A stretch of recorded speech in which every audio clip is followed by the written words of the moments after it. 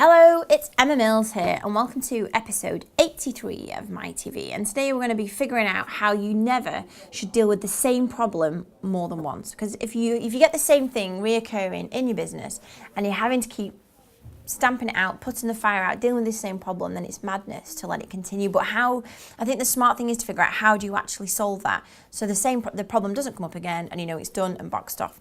So in our office, we do nice little things for our customers, like sometimes send champagne, sometimes send cakes.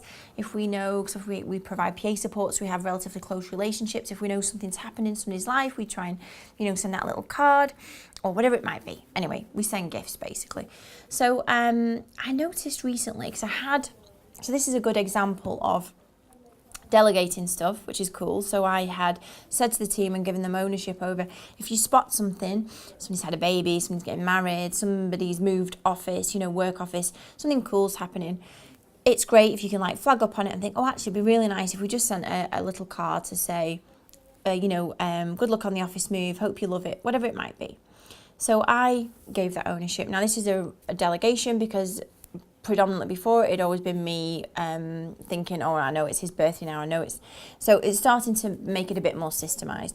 So that was really cool, and it gets the team in the mindset of thinking on one, encouraging the relationships, and two, gets them in the mindset a bit more of ownership of they know that they can contribute to a customer relationship in a really cool way.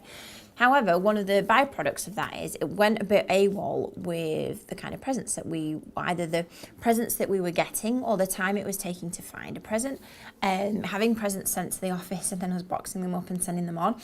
These are all I know, very nondescript problems in the grand scheme of things, but when you are focused on making something systemized and running really smoothly, it's always a really smart thing, and it's key in my mind. If I see something that's not right, we need to figure out, okay, how is that going to go right each time going forwards? And the team know they have the boundaries and they have the information they need to do the right thing and make the right decisions. So I could see that it was taking ages to do some of these things, like people actually researching, asking other opinions, and that's great to a certain extent when it starts to take hours for something to actually get done. So I have drafted a little guideline of the kinds of presents and the suppliers and where we get them from. So let's say, for example, it's a PA customer's birthday and they get a bottle of champagne and it goes from Moonpig, and there's a few other selections underneath. And when a new call answering client signs up, we'll send them a cake from sponge.co.uk.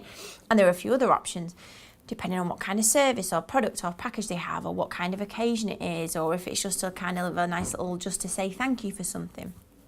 So now we have a list. It's not completely finite that it can't be moved from, but this is the guideline now of these are things you can get and buy. This is how we do it, and one person purchases them, because before it was becoming a little bit like an issue that didn't need to happen.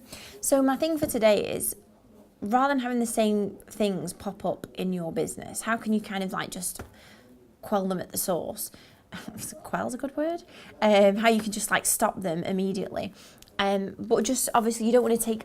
There's a fine line between delegating and have somebody very rule-based, and also just giving somebody a little bit of freedom to create relationships and be autonomous. So we've created a nice guideline now for customer gifts, and every staff member would know what would be the right kind of thing or price bracket to buy for somebody.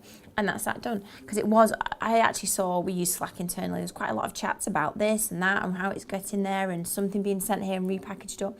So it's kind of done. So I would urge you to think about what things can you just create something, a guide or a process or some descriptions or some kind of infographic or anything at all. It can be really simple to really complicated, but something that lets your staff know, okay, yeah, so if Emma's not in, I know that I can do X, Y, and Z.